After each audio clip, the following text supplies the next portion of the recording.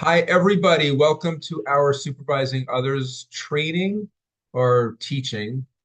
If you give me a sec, I want to share, make sure that my slides come up and There you we can see go. what I'm doing. You Yep. can see it? All right, Yep. awesome. Let's get Slide is up. started. Looks good.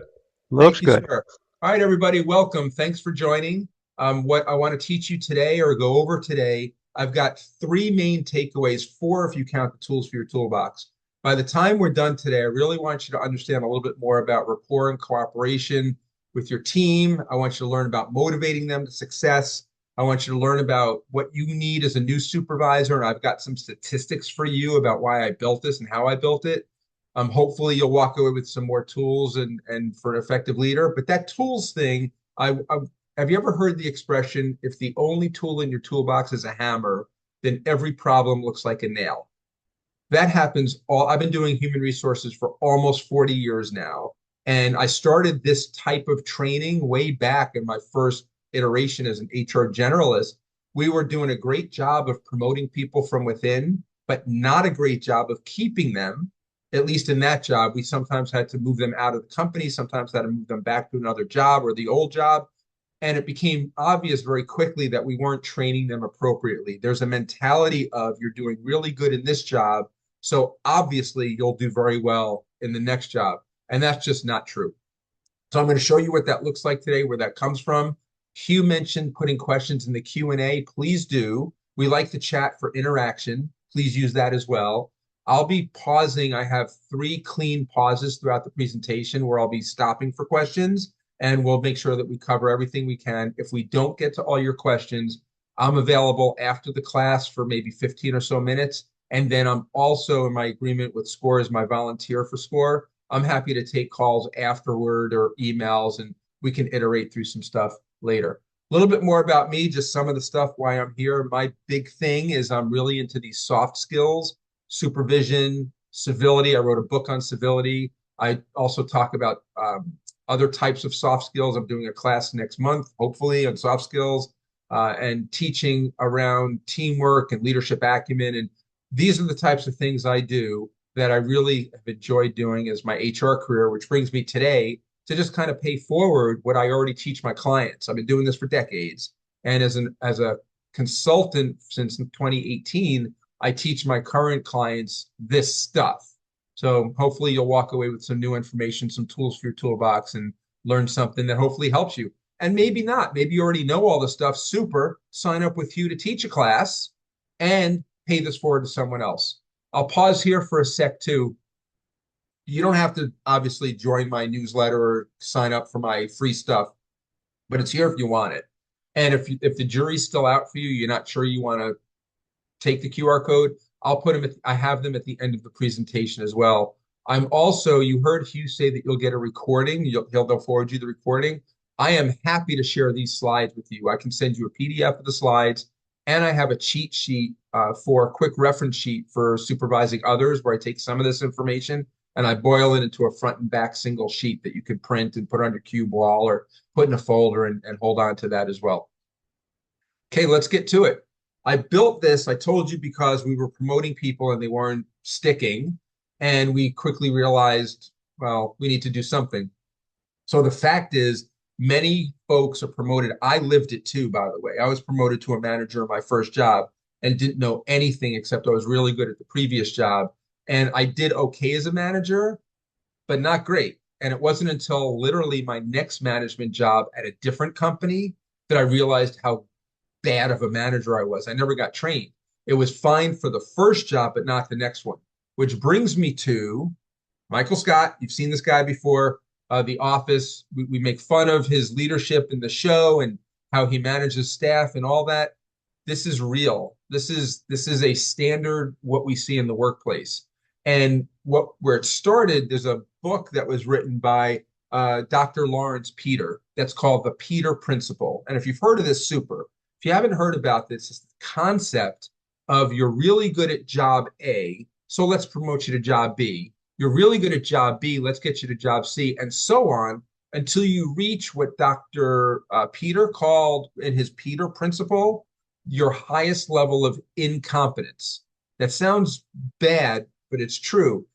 Better way to say that, in my opinion, is you reach a level where you're no longer competent to be a leader at that level. You haven't been trained. You don't know what you're doing. Most of the time, it's not your fault. Sometimes it is. You didn't take advantage of training, but most of the time, you weren't trained for that job. Look at some of these statistics that I find or found for this. If we talk about from Wharton, a credible resource, 60% of new managers fail within their first 2 years. According to McKinsey, the consultant firm, teams with effective leaders are 25% more productive. According to a Gallup poll, employers are 59% less likely to quit when employees, are 59% less likely to quit when managed by trained leaders. Harvard Business Review, effective communication boosts employee engagement by 40%. National Safety Council, trained supervisors reduce safety incidents by up to 35%. Society for Human Resource Management, organizations with leadership training report 36% fewer disciplinary issues. These are some real hard stats. Here's the one that is the most compelling, in my opinion. Most leaders that become leaders have been leaders for 11 to 12 years before they get any formal training. That's scary stuff. Formal training is not go watch a YouTube video. That's part of it. You could get that, and that's not bad or wrong, but formal training, going to a seminar, being trained, coached, mentored by your leader, something inside the company. This is what I'm doing here, is trying to coach people to get training, deliver training, be trained. All those things make for a more effective leadership team and leadership process. So now that we painted the picture, I'm going to give you the world according to Allen, 6 must-haves to be a manager. If you don't have all or any of these 6, I want you to get training. Sometimes that training will be on your own and free. You may have to go to YouTube or Google or ChatGPT or something and get data, get information. So I'll give you an example. One of them is learn to conduct effective meetings. You want to be a good manager, a good supervisor, learn to conduct an effective meeting.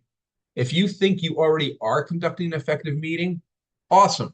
Good for you. I hope you are. This is what it looks like. Are you creating an agenda? Are you starting and ending on time? Are you thinking on the not great side? What do you mean? I conduct great meetings. I'm in and out in 10 minutes. The team loves me. We don't take a lot of time. Is that literally an effective meeting? Are you creating goals, processes, finding out what people are accomplishing? Learn to conduct, facilitate an effective meeting. The greatest challenge I have with managers teaching them to do this is that last piece about assigning roles to team members. It's called delegating. We'll talk about that later too. Learning how to assign things that are administrative. You're running a meeting. Should you really be keeping time too? You're running a meeting. Do you need to take the notes also? You're running a meeting. Do you need to follow line by line the agenda, or can you have somebody else do that for you? Think about what you can do as a leader to facilitate an effective meeting. Another thing I'd like you to learn, if you don't already have it, is effective interaction, which is a fancy way of saying learn to communicate. Learning how to encourage questions, be an active or better listener. If you come to my soft skills or my civility training, I teach about active listening. I teach about verbal communication and nonverbal communication, things that will really help you become a more effective leader. Many of us and in leadership have not been trained on communication. I mentioned before, is there formal or informal training? Like, I don't want to downplay the free stuff. You go to Google or YouTube or ChatGPT or something, whatever you need that gets out there, Coursera, there are plenty of free things you could do. You could watch or listen to a 30, 60, 5-minute YouTube from Simon Sinek or Sheryl Sandberg or Brene Brown or any number of strong professional, been there, done that coaches and get some of this data. At least it's a start for you. A third thing I want you to baseline with is promote understanding.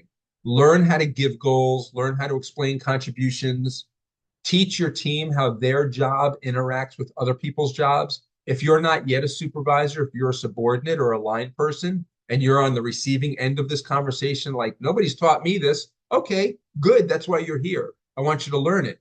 One of the first questions you can ask, which is pretty unobtrusive and allows you to partner with your supervisor, can you help me understand how other roles interact with mine? I'd like to do my job better. And I think if I knew how other people did it, I could do my job better too, and vice versa. Really nice way to get the conversation started.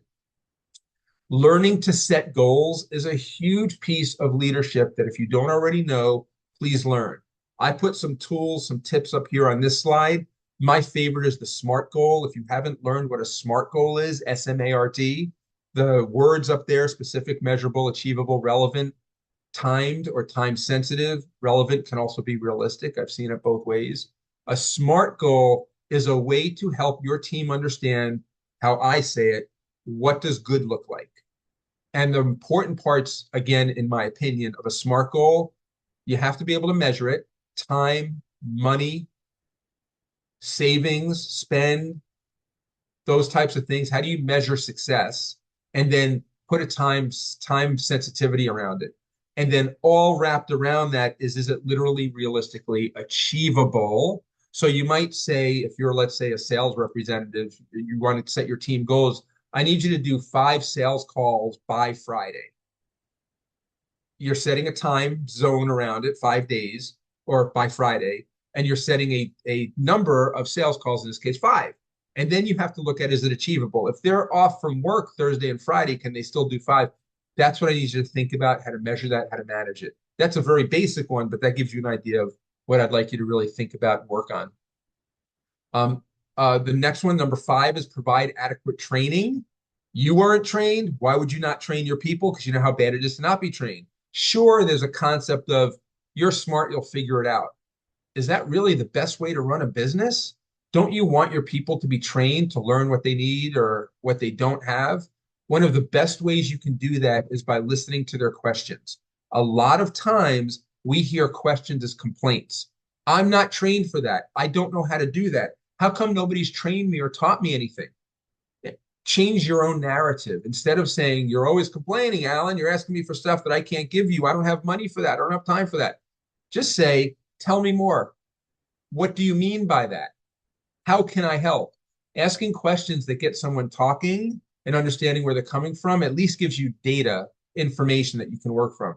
And the last baseline I want to leave you with before we get into the actual teaching, I want to teach you change management because that's a big skill for leaders. I want to teach you how to give constructive and positive and productive feedback. That's a huge skill for leaders. And I'm going to give you a whole bunch of soft skills that good leaders should have that you can learn and work from. Partner with human resources. If you're in a small business, HR is the owner, the administrative operations person, maybe you. If you're the owner, you're HR. So if you don't have that internal support mechanism for partnership, for learning, find one. Go to SCORE, ask for a mentor. Go to the Small Business Development Center, ask for training. Hire someone. I do this for a living, but you don't have to hire me. You can go to shrm.org, SHRM, and they have a whole long list of people that are for hire. You can go to your local chamber of commerce and see if they have people that want to do some of this stuff for free. But start with the easy free stuff. SCORE and SBDC are just 2. Think about how you can get more training, more learning, and what you can do to get yourself more, just better, learn more, find someone, humble yourself enough to learn. Okay, Hugh, I'm going to take a short moment break here and see if there's any questions. No questions at this point. We did have a little challenge with a bot that came in there, but I've now removed him, so no questions at all. Thank you. Super. Well, thank you for that. Okay. And I do see a bunch of stuff in the chat, so we'll come back to that then as we go through some of these processes. One of the main things that I work with my clients that I wanted to share with you here and hopefully give you some information on. As a supervisor, you will have to deal with change all the time. Change is constant. You've probably heard that before and you'll hear it again. And the only thing that doesn't change is change. I mean, all those things we talk about. So change, here's some things I want to talk you through and just kind of get you to work with. If I was doing this in person or if I could see you, which I can't, which is fine, right? I don't need to, but you can do it from the comfort of your own desk or whatever. Who likes change? You could say, I like change, or I would then ask who doesn't like change, and then you might raise your hand. Normally, about a quarter of the people in the room like change, whether they do or don't, they raise their hand. And another quarter will say, I don't like change, whether they do or don't, they raise their hand. But about half the people don't know, or What you may be thinking is, it depends. Am I getting a raise? I like that kind of change. Am I getting fired? I don't like that kind of change. Is somebody on my team leaving? I don't like that kind of change unless they need to leave. Then I do like that kind of change. Is the company restructuring? I don't like that kind of change unless they're restructuring in a way that gives me more opportunity. Then I do like that change. What I want to leave you with is change, whether you like change or not, is irrelevant. Change is going to happen with you or without you. It doesn't matter if you like change or you don't like change. You have to learn to manage it. And to be clear, you're not literally managing the change because the change is happening with you or without you. You are managing your reaction to change. So I'm going to give you some of that today. How do you handle change? First thing I'll share with you is think about where it comes from. If you can recognize the baseline of it, that helps you figure out how to deal with it. You've got external and you've got internal. We've got crazy political environment every 4, well, not every 4, but every 4 to 8 years, we have a change in our leadership. And sometimes a huge change from blue to red to blue. Sometimes your internal philosophies change on the political landscape. And this is not a conversation about politics. This is a conversation about practice, about policy, because things change based on who's in office and how that process comes. Those are external influences that create a whole lot of economical, societal change. You have internal. Employees come and go. 46% of the reason people leave your company, you can't control. When we talk about people passing away or people leaving due to spousal change or growth because of education, there are things you can't control. You have to deal with that stuff. As you know where that comes from, that helps you deal with it a little bit better. Learn also what your reactions are. Understand that there is essentially 5 stages of grief. Have you heard about that? Change is grief. If you lose something, that's grief. If you gain something, you still have some stages. It's just not as deep as the grief part of losing. Recognize what stage you are during change and what stage your staff is during change. Are they denying it? Are they resisting it? Are they angry? Are they indifferent? Do they finally accept it? Think about where they are. Some people will accept it very quickly. Some people will take longer. You've got to determine what your level tolerance of pain is there and how long you're going to let them deal with it. Recognizing what the stages are will help you be ready for it and to deal with the change. Here are some basic tools that hopefully gives you 5 things that might help you just think about. Learn to communicate change. Talk to your leadership about the communication plan. Who are you allowed to tell? You will, as a supervisor, generally hear things before other people do. Can you tell your staff? Were you peers with these folks before and now you're a supervisor, so you feel guilty not telling them? You can't stand around the water cooler or the lunchroom anymore or go to the bar after work and tell them these things. And if you do, you're putting your job in jeopardy and you're hired with trust. What can you tell them? How can you learn, get educated on change, learn about training, teaching other people what to think about change, learn to be flexible. You may think you're flexible. I've got a client now I'm working with, one of their supervisors is the least flexible person I know, yet that person thinks they are the most flexible. So we're not literally dealing with flexibility, we're dealing with self-awareness. Learning why that's an issue and how that's an issue can help you get there. Before you start thinking about how will I ever learn that, that's too much. YouTube, Google, learning, training, ask your supervisor, have conversations, find a coach. Doesn't have to be a paid coach. Could be somebody you know, like, and trust that you're a parent's friend, a child's friend, an old teacher. There's lots of people out there in your community. You just have to go out there and find them. Another part of change that I want you to get ready for is the preparation and the planning of it.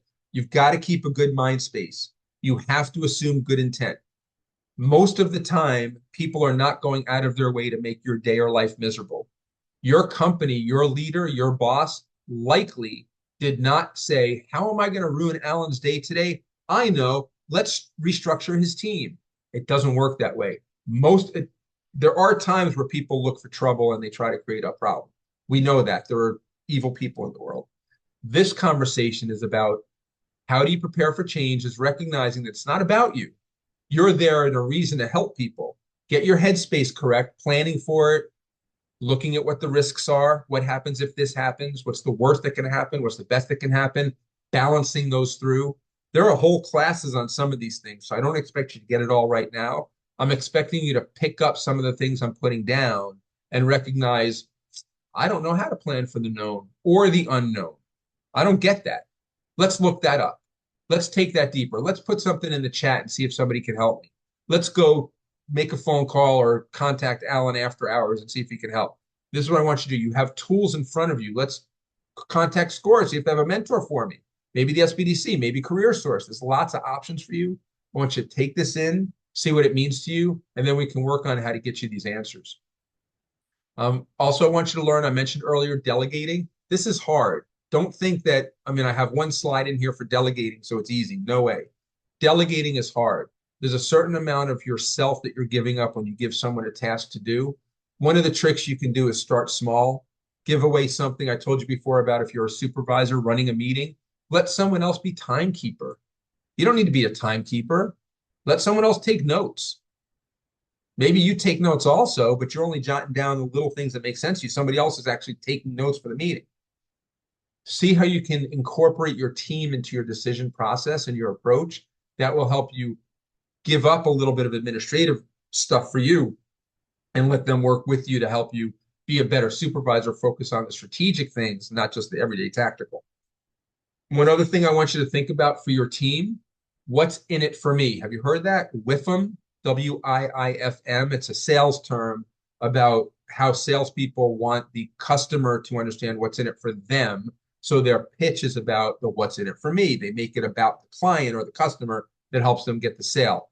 This is a part of change also. This is a part of your everyday leadership thought process. You have to get your head around your staff. What's in it for them? So it's the what's in it for me concept for your staff. If you can create that, if you can help them understand why there's change, as much to your ability, you may not know everything either. Learning what you can and sharing that information to the extent you're able. I've got another client right now. We're going through a restructure, and there are some things that the supervisors cannot tell their staff because we're not done yet. They want to desperately tell their staff. They can't. We don't want them to because we don't have answers of their questions that we know we're going to have. We're informing supervisors because we want to be transparent and create trust, and that's what we believe the communication plan to be. And if a supervisor leaks information that we've asked them not to, that's a problem, and that's a performance issue we'll deal with. So learning those risks and those boundaries are very important as you lead a team or as you become a higher leader. Last thing I'll give you as far as change management, one of the things you can do to help with change. As an aside, I hope you're seeing that this is specific to change management and understanding how to handle your own change. You can apply this to a lot of other things. I've got a piece coming up soon on constructive feedback. Well, you can apply it to that. You can also apply it to civility or training or teamwork or other areas that you're working on to help develop certain people, or even at home. Gosh, if you can take some of this stuff home and be a better spouse or parent or child or friend or pay it forward to somebody, gosh, lesson learned, job done. That would be fantastic. So see what how you can utilize these tools for you to make you better at whatever it is you're trying to get better at. Last thing, again, for change is keeping the communication open. You have to be able to recognize what you can say, when you can say it, how you can say it, being available to your team. If you have a quote open door policy, unquote, and your door's never open or you're never there to receive the questions, it's not really an open door. So think about what message you're giving and what you're expecting them to hear and take away. Oh, one other thing before I go to the next slide, the rumors piece. You're a supervisor now. You cannot be at the water cooler sharing things with your old peers, your ex-peers about rumors. Hey, did you hear about Alan and that he was up for a promotion? That's not your place to say. Don't do that anymore. Learn what you can and can't, and then hear for them too. You don't want to be a tattletale. I've got a piece later about micromanaging. Don't be a tattle. Don't be that person. But certainly for the good of the company and for the good of your team, you can bring to your supervisor, hey, Hugh, I got to tell you, Alan was, I don't want to throw Alan under the bus or anything, but we were talking the other day, and he said something about a change going on in the company, and it's some rumor. I just wanted to validate it with you. And it's up to Hugh to know what he can and can't share. That's your role as a supervisor and the things you want to learn to do communication-wise verbal communication, nonverbal, paraverbal, learning how to articulate those things and hear them will make you a better supervisor. Next section is feedback. I'm going to take a pause. Hugh, anything new that we can answer or work through? No, sir, not at this time. Okay. Constructive feedback. As a supervisor, you will have to give feedback. You will have to tell people how they're doing, what they're doing, why they're doing things. Give them feedback about growth, about corrective action. We're going to talk about what that looks like. And this is a hard thing for people also. I picked, in my opinion, the two hardest things, the things that I teach most of the time, handling change and giving feedback. Feedback, by the way, is a subset of civility and performance management, and dealing with conflict. So I have a little bit of that in here. There's a much broader scope for conflict that we'll have to get into at another time. And you can come to my civility training if you want. That's free also with SCORE, and you'll learn more about conflict resolution and how to work with, how to manage conflict. Again, you don't manage conflict, you deal with conflict, but we call it, excuse me, conflict management, conflict resolution. So starting with characteristics of good feedback. It should be specific, it should be timely, it should be actionable, it should be helpful. Easy to say, hard to do. If you say you don't do a good job, we've heard that. I've heard it. Well, I haven't heard that. I've heard things like, I wish you could be faster on this project.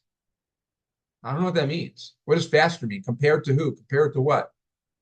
When I give feedback, and I used to, when I was a junior supervisor, I didn't know how to give feedback. Hey, Hugh, I really like the work you're doing, but gosh, can we do it quicker?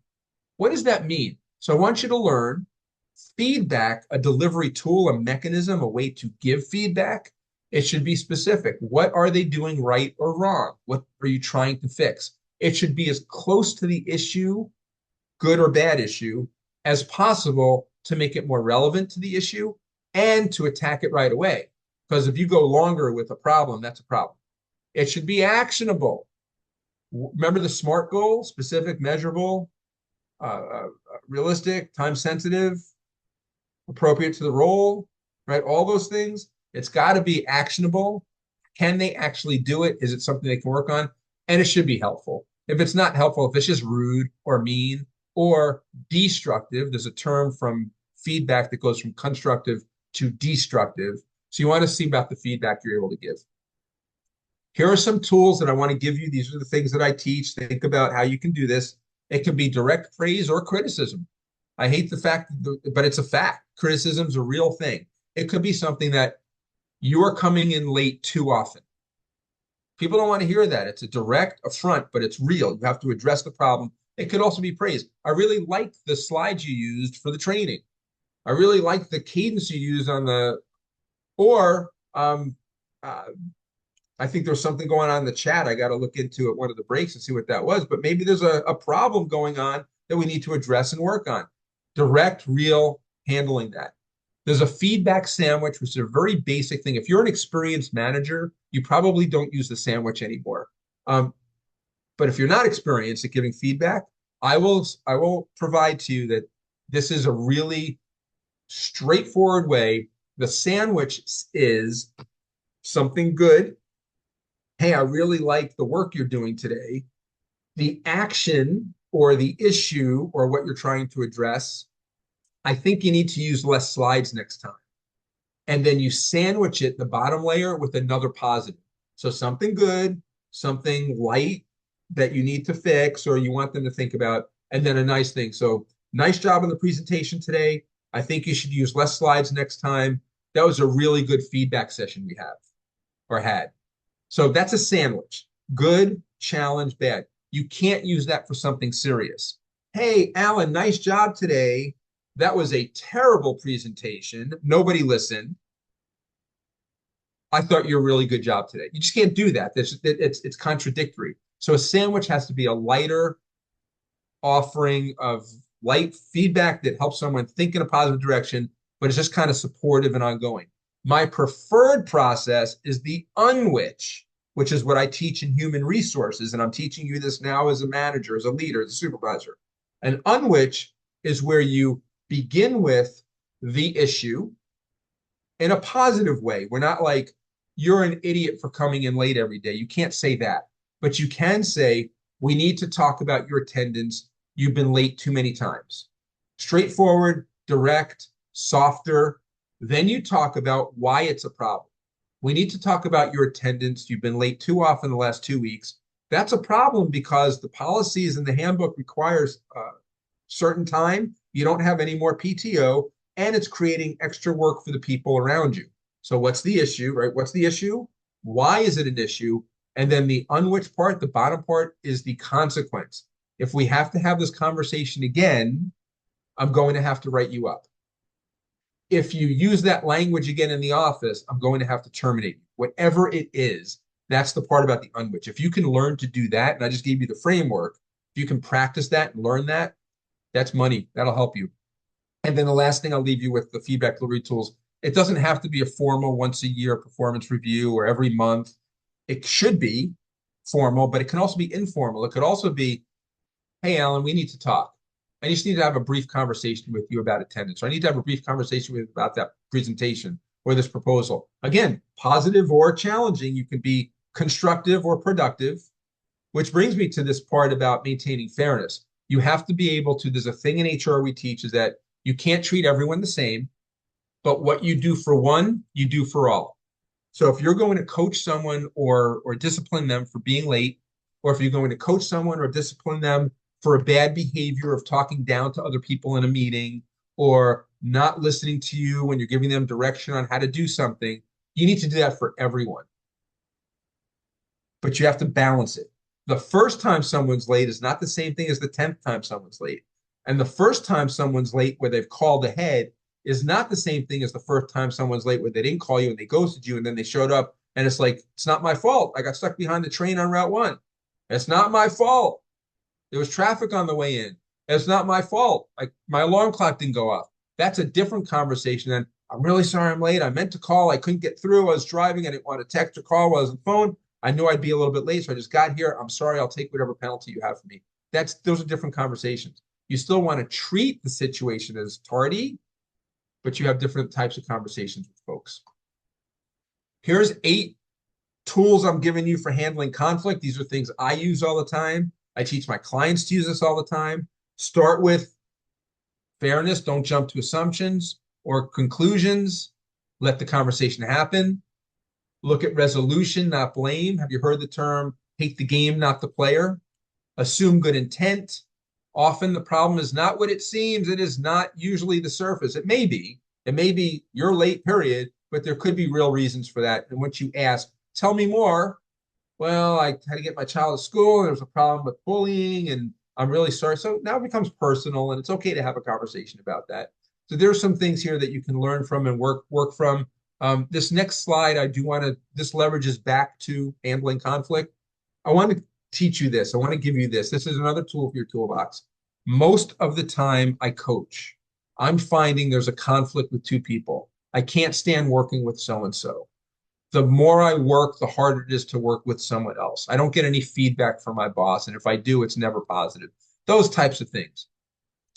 If you're struggling right now, if you're thinking, okay, I'm in this class, this is great, this is my hour, or maybe it's not. Maybe you were given this hour for the training and you keep getting buzzed from your boss. Your phone's blowing up because there's a problem that's not really that urgent or important, but your boss is a micromanager. Or you're a micromanager and your staff keeps contacting you and you're mad that they're contacting you and you don't realize you're a micromanager. Whatever it is, if you're feeling anxious or stressed, a tool I will give you is this owed versus earned respect. We generally think that people have respect that's theirs to win or lose, earned or unearned. That's certainly true. But what happens is we don't really let them earn the respect like we think. So if you're having trouble and you need a reset here. Remember your first day at work or your first day in the relationship or your first day somewhere or even early in that time. And you started with total open book. My boss hired me. It was a great interview. That's an owed respect.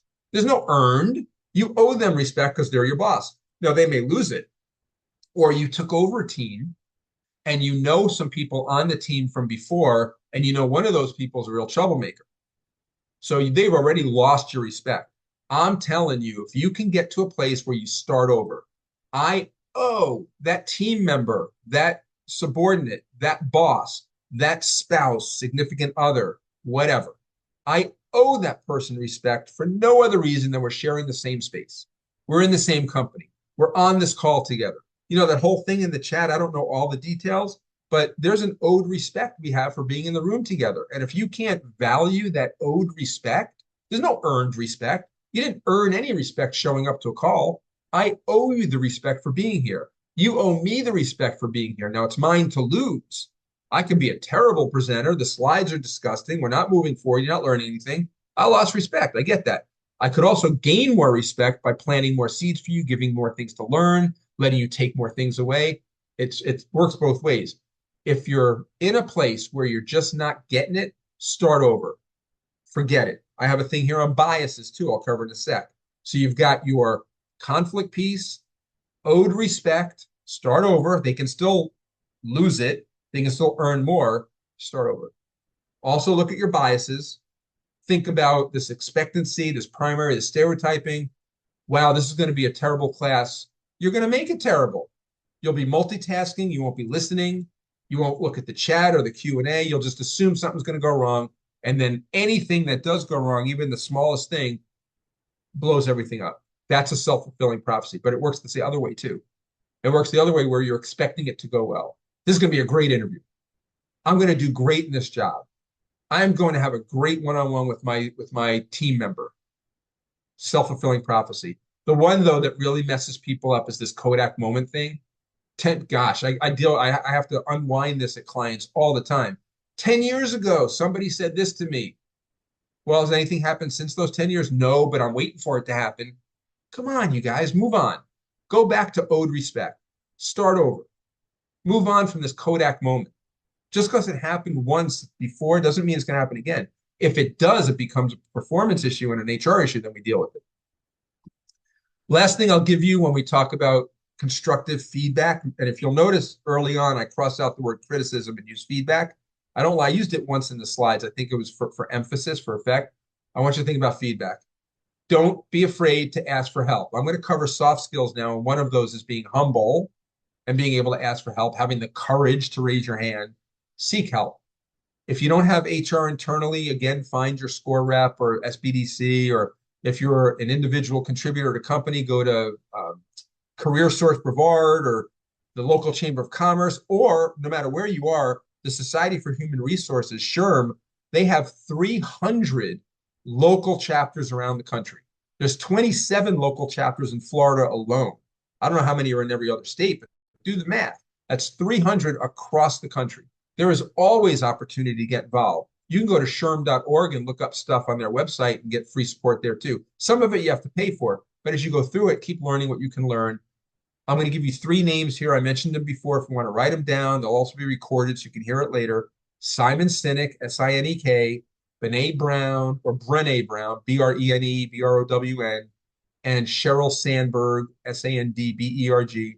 Those are 3 of my favorite speakers. They've written books on these soft skills, on these processes, on these leadership acumen pieces. They've got tons of corporate experience. They've got podcasts and free and paid for stuff. But you can go to YouTube and type Simon Sinek leadership acumen, and you'll get a whole host of videos from 5-minute snips to 2-hour stuff. Go there, start there, grab a cup of coffee or your favorite beverage, throw something on play, and just kind of let it come to you. Okay, we're going to get into soft skills, but Hugh, let's take a quick moment and see if there's any questions. We do, Alan. We have a couple. One thing I want to mention, we had a problem with a bot in the chat block, and there looked like there were a lot of questions, and there really weren't. Oh, I see. Don't be concerned with that one. Okay, our first okay. question. Thanks for handling that. I am not a manager, but will be on a commission for my city. I have never run a meeting as a commissioner. What pearls of wisdom do you have for this situation, Alan? I was told by the mayor I have to run meetings effectively. Love that question. go back to the recording and look at just a couple of those slides on running a meeting. First thing, have an agenda. And anytime you ask a question about the agenda, or let me say that differently, anytime you have an objection about the agenda, well, I don't know what happens next. Turn that into a question. What happens next? How do I find out what happens next? And make that part of the agenda. So you know that there's a beginning and an end, right? There's always a beginning and an end. So start with opening remarks, end with closing remarks. I don't know what goes in the middle. Okay, the next thing is discussion, open dialogue. Be flexible. Your first agenda may not be that specific and you may mess it up. You may have an agenda that gets way out of control. The key to all of this leadership stuff, and it's in the soft skills piece I'm going to cover, is learning how to adjust and adapt. Resilience, adaptability, boundaries, those are all soft skills that help you build through that out. My pearl for you is start with an agenda, something. I'm hoping that you know how long the meeting is. And if you don't, you set it. We're going to start with an hour. Let's see what we can accomplish in an hour. Maybe it's 30 minutes, maybe it's 2 hours. Let's start with an hour. And then I would also, I don't know the culture of the org or how this is going to work. If you can ask the mayor what a meeting usually looks like, that can be helpful. If that's uncomfortable to do, take another 10 minutes or so and go into ChatGPT and type in, how do I run an effective meeting when I don't know what's in the meeting? And start there as a framework and kind of build that out. Good luck. Excellent. What do you do when they don't give the quote owned respect, but they are a vital employee? I love that. And I'm glad you asked that because it demands a clarification from me on owed versus earned. I implied this, but I don't think I said it. It's not about you receiving it. It's about you giving it. You can't control other people. You have no idea how they're going to react to your question, to your thought, to you as a leader. You can't control that. What you can control is you. If you guys come to my civility class, I'll teach you this also. I'll give you a sneak peek here. I believe this to my heart, and I teach this. They teach this in my psychology classes and my learning and whatever. But you learn that you control your feelings. Nobody else can control your feelings. I don't believe that. I don't agree with that. I teach that, yes, there are feelings that you control. You control, to some degree, anger. But do you? I mean, how many of you have spouses that know exactly which buttons to push, or siblings? I watch my kids, and they're adults now. They know exactly which buttons to push on each other to rile each other up. And they also know the same buttons to push to bring each other down. Me and my wife are like that. You and yours can be like that. So I believe that we do, to some degree, have control of other people's feelings. What we don't control is how they react. What nobody controls about you is how you react to something. They don't control your outburst. They don't control the words you say. They don't control the action that you have. You control that. So going back to your question, what do you do if they don't show you the owed respect? That's not about you. That's about them. You don't control them. You control you. Your job is to owe respect, and then you control you. And then Hugh, I'll do one more, and then I'll do the soft skills. Okay. You mentioned 3 names. One was Simon. Could you share those 3 names again, please? Yeah, Those for sure. authors? Yep. And in fact, I'm jumping into the chat myself. Let me go ahead and put that in here. So Simon, Simonsinek. And this one, I forget her first name. It's either Brene or Bene Brown. And then Cheryl, I think her first name is spelled Sheryl. But if you guys look this up on Google or Amazon, if you're going to buy their book, or just go to YouTube, it'll show up. I have the last names correct. Cheryl Sand, and actually it's Sanberg or URG. So these are the 3 that I just sent that to the panelists. I'm sorry. Let me, I think I just sent that to you, Hugh. Give me a sec. I can take care of it. I can take care of it. Switch it over. If you wouldn't mind. Thank you. All right, I'm Not going a to keep problem. going, guys, and do the last few slides for soft skills. wrap up, and then I'll stay on if you're comfortable staying on with me till about 11:15 or so. Then I have to get ready for another meeting. And if for any reason, y'all, we don't get through everything, my agreement with SCORE, this whole support volunteer stuff, is if you have other questions outside of this, send me an email or contact me through my website, and I'll be sure to get back to you. So these are the soft skills. I think I've 18 or so slides in here. I'll power through them because you can always come back to them. These are the things that in the world, according to Alan, some of the stuff you've seen is pretty clinical and straightforward and real. This is the stuff that all kinds of books and people and whatever teach. These soft skills come from me. These are the things I've seen in my travels, in my career, and my learning that I want every supervisor to develop. You may be great at coaching and mentoring. Good, pay it forward. So first thing, are you a coach or a mentor? Are you telling them how to get to first base, or are you showing them how to get to first base? Neither's right or wrong. Just know your culture in the company, your personal style. If you're able to develop, and maybe you're neither, maybe you just don't know. Look it up, learn it, practice it. It's a great skill to have because both of these are right. Are you coach or a mentor? If you're calling yourself a mentor and you're really just telling them how, you're not a mentor, you're a coach. A mentor is coaching is one way, mentoring is two way. Do you give good, timely, constructive feedback? We talked about it a couple of times today. Learn what productive feedback is.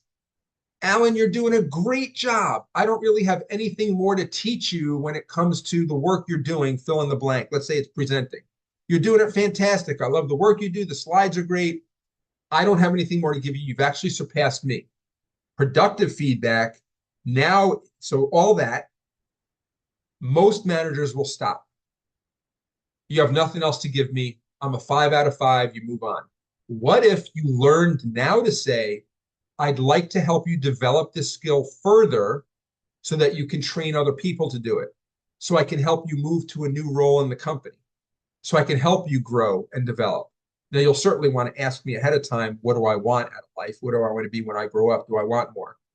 Productive feedback is taking something they're already doing well and developing it versus constructive is, okay, you're good at this. Let's make it better because you're a 4 out of 5. Let's get you to 5.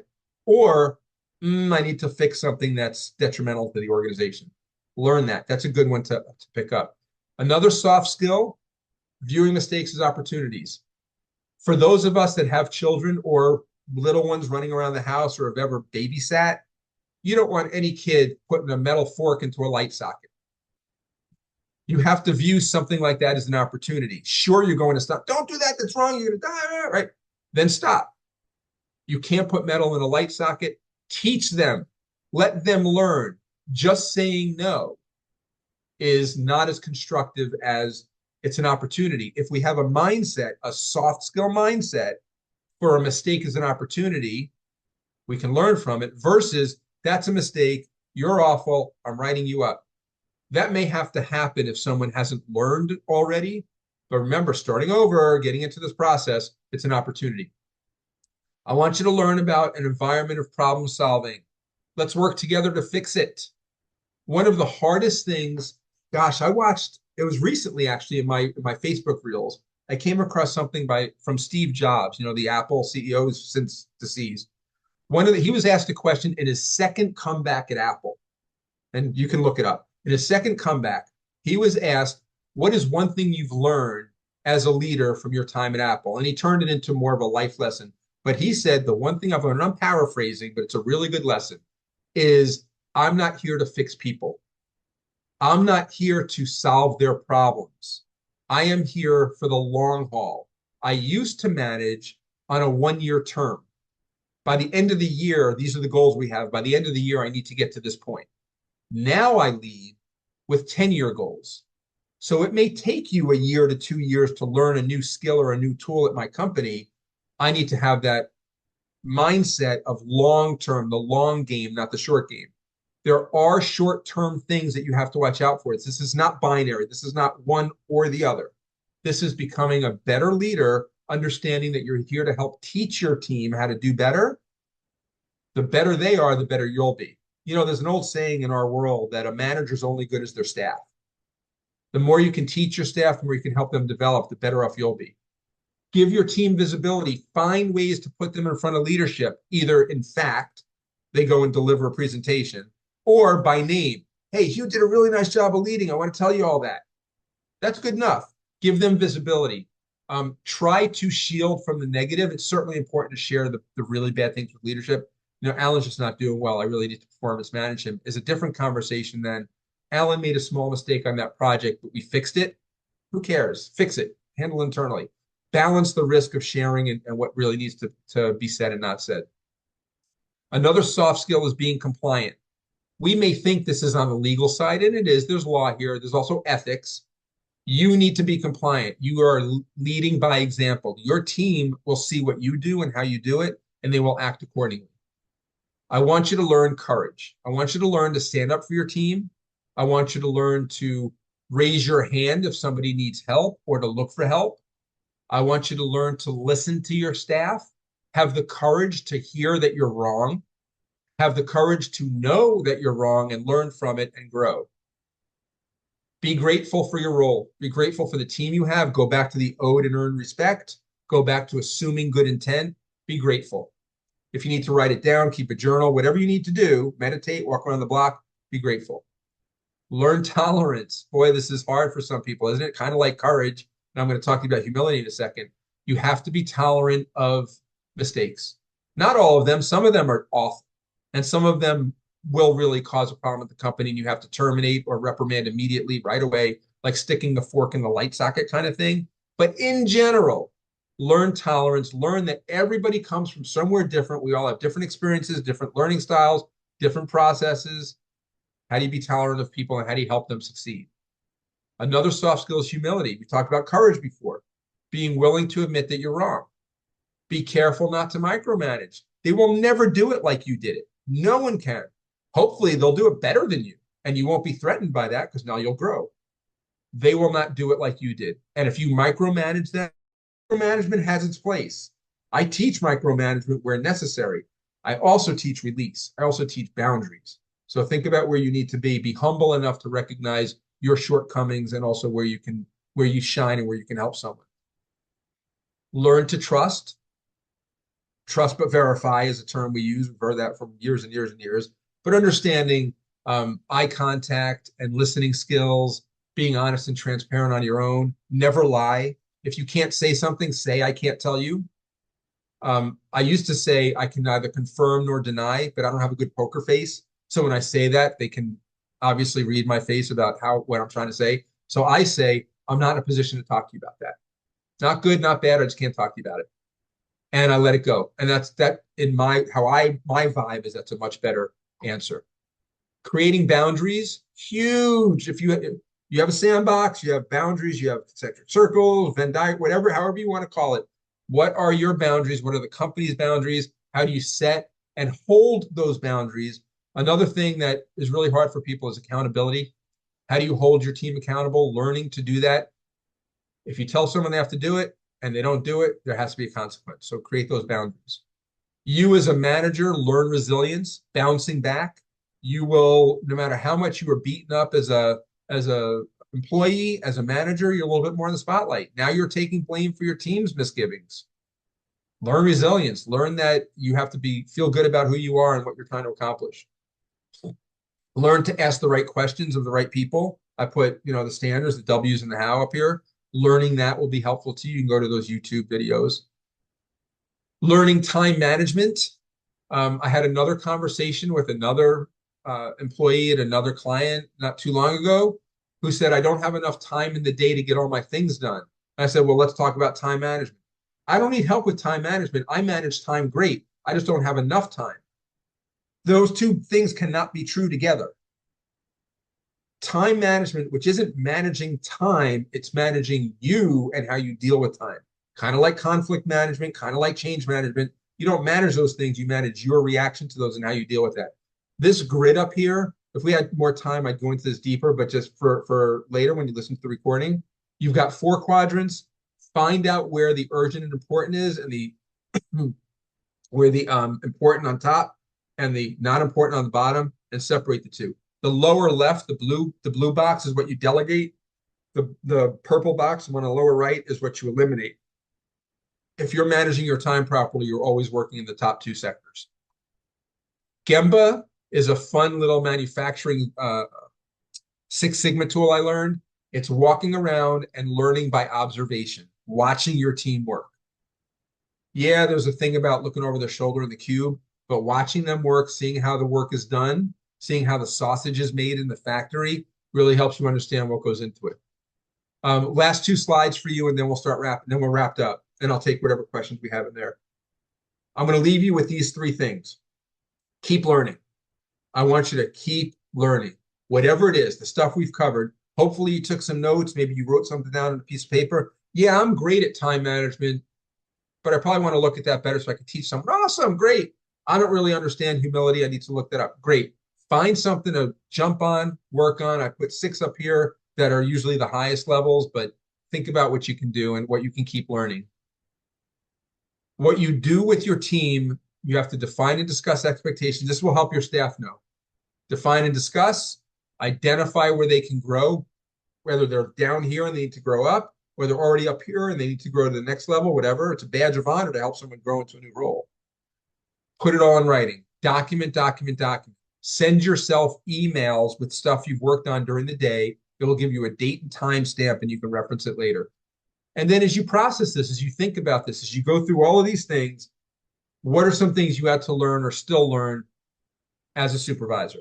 I put 4 up here. I only had 4 boxes. Just think about those things. Go back to this slide, the keep learning piece. What can you keep learning? Go back to this one. What are some things that you had to learn? And pay it forward. Find someone to help.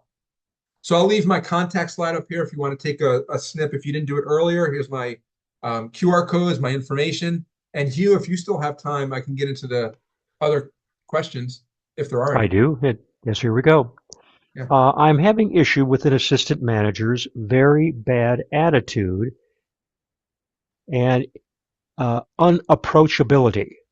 I have already given her a written warning, but her mood has not improved and she's still affecting the team's morale. What do I do? Can you repeat that? Would you mind? I'm Not a sorry. problem. Yep. Yeah, it's a long one. I am having issues with an assistant manager. That manager has a very bad attitude and is unapproachable.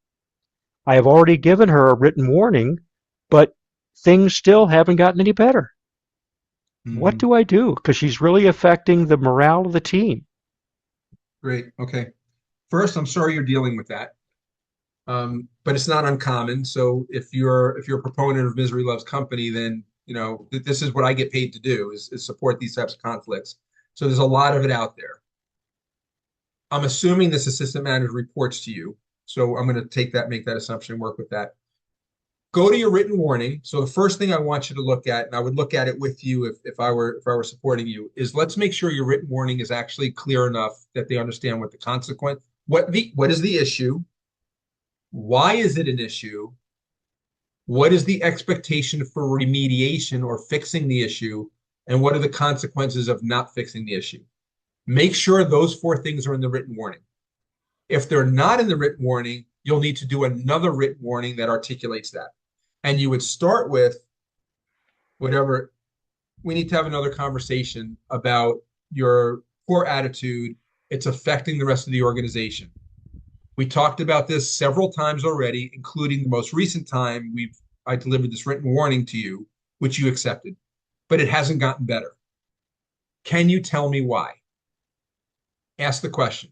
You want to hear what they have to say. There could be a real reason for it that you can actually work with them. Maybe it's not personal. Maybe they're just in a bad place. Maybe it's medical. Maybe they really are just awful. We don't know. We assume we know, but asking that question. Now let's assume that you've gotten there or it doesn't matter. I want you to think about either a final written warning or if the first written warning wasn't sufficient based on those 4 things I told you about. Is it clear what is the issue? Is it clear why it's an issue? Is it clear what's expected to fix the issue? And is it clear what the consequences are for not finishing the issue? First of all, if the consequence is there and you want to follow that consequence because it's not been fixed. But if those 4 things are not there or any of those 4 things, do another written warning, include those 4 things, put time sensitivity around it. I've noticed you have a bad attitude and you're not getting your work done. Beginning effective immediately, you are required to schedule weekly meetings with me where we're going to do coaching sessions on behavior. Or I need you to spend work time because if they're doing stuff for work, you need to pay them for it. So I need you to spend work time 1 hour a week. I want you to watch a video on self-awareness. And I want you to go to Simon Sinek, Brene Brown, or Sheryl Sandberg, or anybody else you all found that you think makes sense. So that's what you got to do, is have the conversation, take it to the next level. Don't be afraid to do it. Most managers are like, well, if they leave, I have to replace that person. It's too much work. That's true. Administrative issues are tough when it comes to this. But what's worse? Keeping this person there in this capacity or letting them go? You have to decide that. If you decide letting them go, and this goes for anyone, obviously, I hope you're hearing that. This is for all of you. If letting them go is worse than keeping them, then move on. Accept the behavior. You're not willing to make it change. You're not willing to, and that's not awful. I mean, that's your choice. It's your culture and custom and practice. That's your choice. Just own it, live it, and we work with it. Excellent. Yeah, Question: thank you. How do you approach a coworker and coach them up when you have no authority but do have a leadership role? I'm not sure the difference between leadership and authority, so that we would have to get deeper, but I'm going to answer this broadly. And then whoever asked that question, Hugh, I'm offering, if they want to send me an email, my email's on the slide, or contact me through my website. I'll set a short call with them at some other point, probably next week. Start with, if you have leadership, in other words, they're probably reporting directly to you, but not authority, which could be it's not part of your job description to coach them, or they're best friends with the big boss or a relative of the big boss. If we're dealing with any of those things where for legitimate, although unfair reason that you don't have authority over them, it's got to be a dialogue. And my advice would be softer. Can I talk to you a little bit about and I'm not sure what the problem is, like what the coaching is, if it's a behavior like we just heard about, or if it's a performance issue. If they're not getting the job done, you got to go talk to the big boss and say, Alan's not doing his job with data. You have to tell them why. If it's a behavior thing, like they're interrupting the meeting and it's more of a, you need to manage that. That's a conversation and asking them for help. Hey, Alan, can you do me a favor? In our meetings, I'm really trying to bring the team together. And remember the unwich and the sandwich I told you about before? You have really good questions. I love your questions. They're really helpful for discussion in the room. But sometimes they kind of interrupt the flow. Would it be possible to either write your questions down and send them to me or hold them till the end? That's just an example. So find what the issue is, sandwich it through, and then you may have to do that a few times and be ready for, no, I don't have to do that. Why would I do that? I hate you. You're stupid. I'm not going to do that. Things like that can happen. You have to be ready. So maybe you do have to escalate it to your supervisor. Hey, Alan, Jimmy on the team is being really obstinate and insubordinate. He's interrupting the meetings. I've tried talking to him. It's not helping. Do you have any ideas or suggestions for how I can handle it? Don't just delegate it to your boss. Ask your boss for help. Those are some tools that might help as you have those conversations. Fantastic. I'm finding that new young employees don't care very much about being written up, risking losing their job. There's a very positive approach I'm seeing from young hires. Can you speak about this? There's a culture shift in the world where I can get a job tomorrow. I don't need you. Fair. I will submit to you that that's not new. It's been around forever, but it feels new because of all the publicity and press it's getting. And a lot of times, as a new supervisor, it's just new for you to hear it. Nonetheless, you have to deal with those types of responses and those types of issues. There's a couple of things I would encourage this. If I were coaching you through this, I would say, one, how are you disciplining them or reprimanding them or coaching them through? Are you giving them, going back to the last one, are you giving them very clear direction? This is what I need you to do and why I need you to do it and when it needs to be done. And if it's not done, this is the consequence.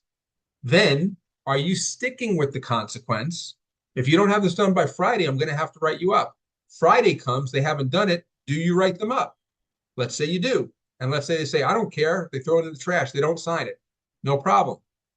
They don't have to sign it. There's no law that says they can. They have to. But are they following it? So then next week comes and goes. They still haven't done what they're supposed to do. You write them up again. Certainly, you'll need support from supervision, from your higher, from your one-ups that you're doing what the approach is. Because if you're doing all these things with consequences and they won't support the termination of the change, then you're handcuffed a little bit. So you'll have to have a conversation with the boss. Then I need your help.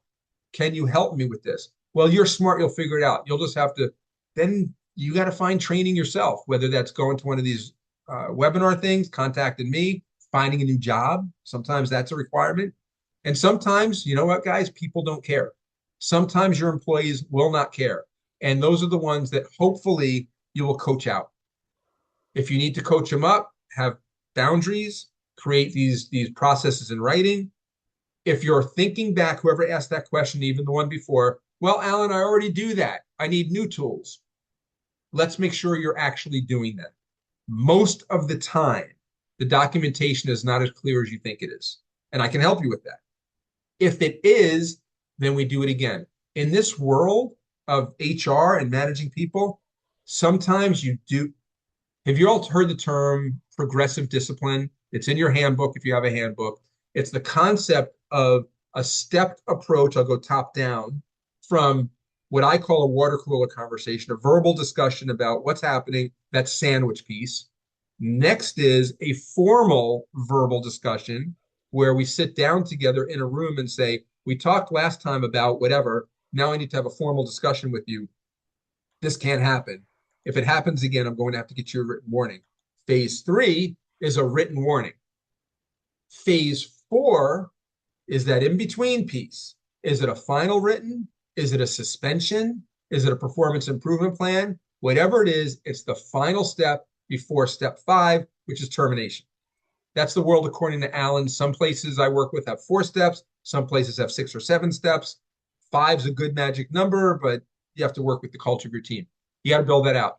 The greatest challenge you all will have as supervisors is setting and maintaining boundaries, accountability for boundaries, accepting that it's hard, accepting that not everybody is going to be like you, and it's going to take some time to learn the process and learn the people, and holding them accountable to what you tell them to do, what they're supposed to do. Hugh, is there more? Ladies and gentlemen, we're coming up on a hard stop. Alan has some other commitments. So again, I want to thank Alan. Fantastic job. Ladies and gentlemen, thank you for being with us. I want to remind you, Alan is going to be back with us again on May 22nd. Topic there is soft skills. He's going to go into a much more detailed discussion on what he previewed today. So again, thank you so much. And I look forward to seeing all of you again real soon, another SCORE webinar. Alan, thank you. Have a wonderful day. Thank you, Hugh. I appreciate everything. Thanks, everybody. Have a great day, folks. Bye-bye.